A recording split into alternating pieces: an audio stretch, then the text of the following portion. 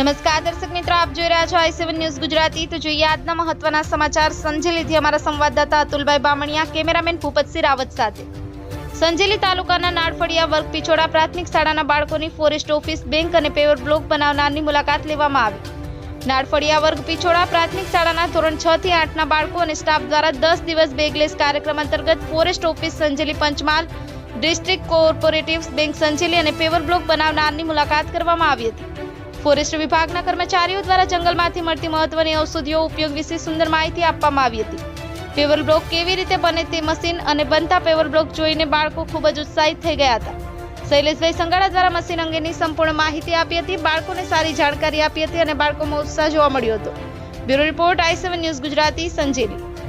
અવનવી ખબરો જોવા માટે અમારી ચેનલને લાઈક કરો, શેર કરો અને સબસ્ક્રાઇબ કરો।